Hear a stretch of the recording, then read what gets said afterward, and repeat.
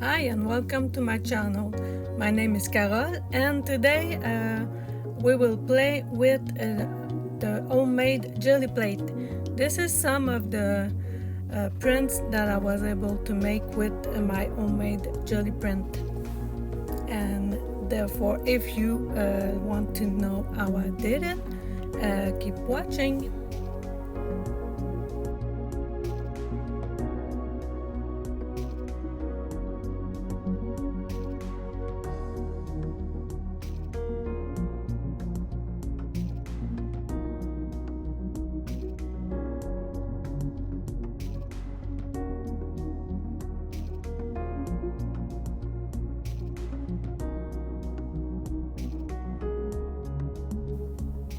So I had already two homemade jelly plates that were in need of being re-poured because one was a little too moist, so I needed to add gelatin to it. So the recipe is simple. You have 100 grams of gelatin, 1/3 of a cup of hot water, and 6 ounces of glycerin. So the glycerin makes it very permanent, so it will avoid the jelly plate to fall apart or shrink too much. And I never had a problem with the mold. So if you don't want a lot of paint residue, you can pass it again with cheesecloth, and this will help. But in my case, I don't mind. So I added 2 tablespoons of gelatin, and you should let it take the moisture before you start trying to mix it. Otherwise it creates lumps like mine did, and you have to crush them a lot. It takes time, but if you're patient before, you won't have that problem. My cookie plate cover this is a cookie box cover. It's 7 by 9, and that's what I poured my jelly plate in. Now the slick surface is what you want. My first pour is what I took the bottom to use. It was slick, but on this one, after 10 minutes, it was fine. So that means it was the right ratio of gelatin glycerin, but the bottom is it's a bit weird. Now as far as the top, it's perfectly slick, so that's going to work very well. The problem is actually, the first problem was that I wasn't level in the frigidaire, in the fridge, and the second thing is that the bottom is like the glue eraser you buy, the beige thing that you use to erase glue on your papers. Or maybe if you add the rubber shoes for winter that has that kind of texture. It's really weird. Maybe I will be able to use it for grunging effect.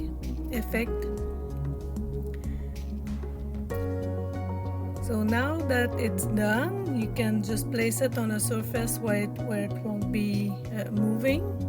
I use regular paint, so crafting paint from the dollar store. Old, new. You could use also home paint, the one you put on your walls. Sometimes it will leave a stain, but then you wash it with baby oil. That's how you actually take care of a real silicone jelly plate. You wash it with baby oil. So I don't mind that my paint is tricky. If you're the type that really wants perfect paint spreading, you'll have to work on your jelly plate.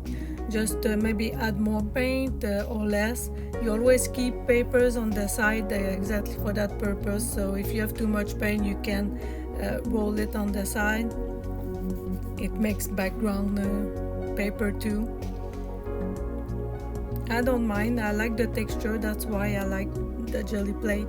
I can actually make texture that otherwise I wouldn't be able to do.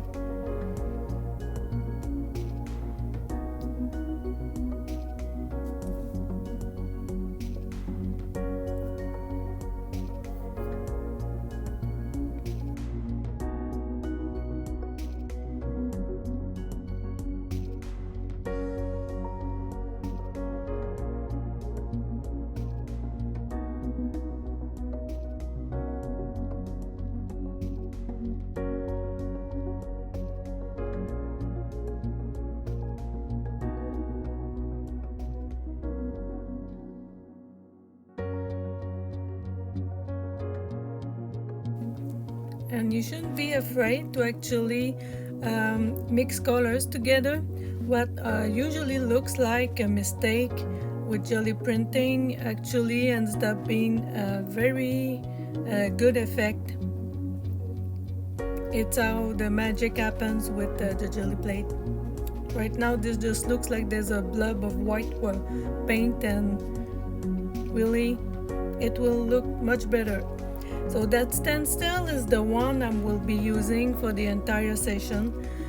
You could use a lot of stencil, you could use a lot of negative prints or mark making tools, and you can use a lot of stuff.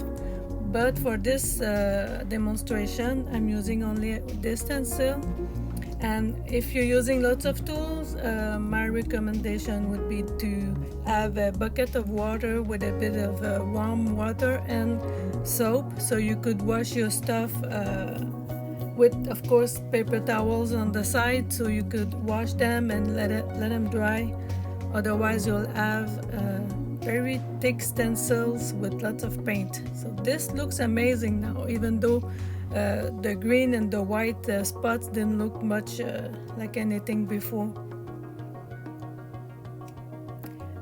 This happens sometimes. You paint like don't want to stay on the jelly plate.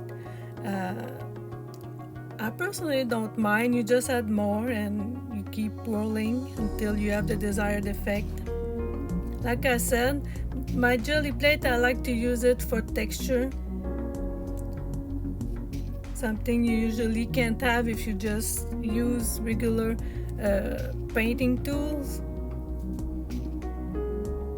And as you can see, it makes wonderful prints, even if the layer of paint wasn't perfect to start with. So I'll keep on doing some jelly printing. And I'll leave you with the music for a little while.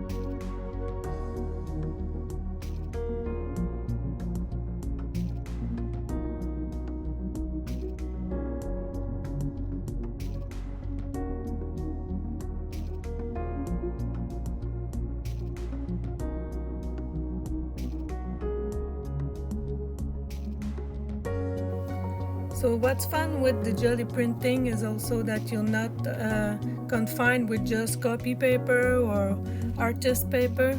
You can pretty much use anything. I'm pretty sure you could use toilet paper. This part of the video, I use shoebox tissue. So this tissue, this base tissue, came with a pair of boots. And of course, being the crafter that I am now, I told my boyfriend, this comes in my room, and this is what I'm doing with it. So would it stay with just the stencil? I don't know. Maybe I would add more. Maybe I will just take pieces of it. You can always add more stencil mark or stamping mark. That's always up to you and the effect you want.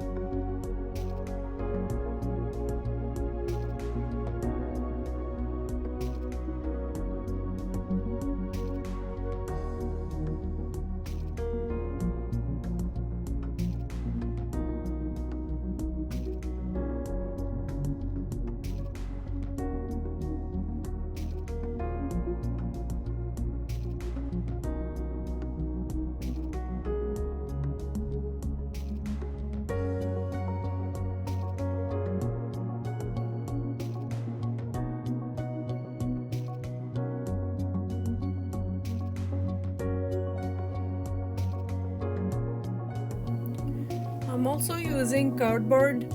I was wondering if it was going to print well, considering that cardboard is, well, it seemed level and it seemed like it's going to print well, but you have to press a lot to make sure that all the cardboard actually picks up the paint. And I'm not either letting that very long on the Gelli plate, which for single printing like I'm doing right now is very beginner friendly. You don't need to do. You don't need to let this dry forever. One way of cleaning your Gelli plate, of course, or your stencil is to roll them on paper, which makes more background pages. I also like to use the Gelli plate to hide what's written on paper. So if you use a dark opaque paint like paints gray or black, you actually can hide a lot of what's written on pages. So this cleans the plate as well. Now this is an experiment that so far hasn't worked well for me, and I'm pretty sure it's because I'm not letting it sit very long. So the idea is to put black paint or dark paint, and you add either a newspaper or a magazine page that has a lot of contrast. And once you let it sit for a little while, a lot longer than me, the dark part of the print is supposed to stay on the plate, while the light part of the print is supposed to stay on the paper. But I didn't let it stay very long, so it didn't work. It left a very ghostly writing, but not much. And of course, the best part of Gelli printing is to use up your napkin whites. So as crafters, we use napkins a lot for decoupage, and every time we use a napkin, we end up with 1, 2, or even 3 ply of white napkin. So this is how I like to use my napkins, whites, because once you put it with acrylic paints, there seems to be a little bit of plastic in it, or varnish, whatever it is. It makes the napkin very solid. The first time I used the napkins, I was sure by just pulling out the napkin it will basically tear apart, but it did. So I have one side that will be basically perfect to use, and well, this pink side will just be something to work on. Like I said, you have to experiment, and when you do Gelli printing, if you're a bit organized, you can use a little notebook and write down the things you like, the things you didn't like, the things that require more time, no time at all. That always depends. If you want to be a bit methodical about it, this is a learning process, and this is at the very simplest level. But it's fun because you get great result with little effort.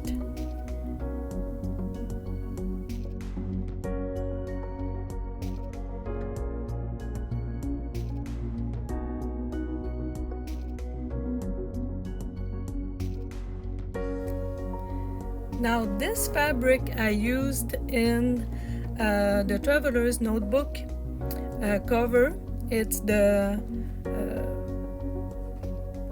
type of cloth you put around your bush in the winter to avoid the damage from the snow. And it's like the used up cling film you use for the dryer. Now the paint did go through, but it did leave a great pattern on the Gelli plate, which is interesting.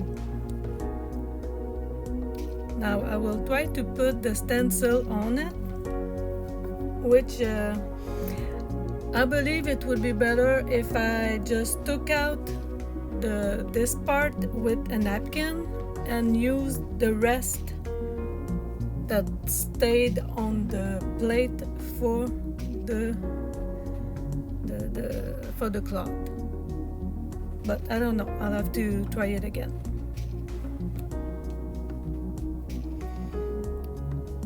It did work a bit, but the stencil didn't leave a very precise impression. You tell me what you think. It's fun though, it's really relaxing. And when you have great result, it's fun.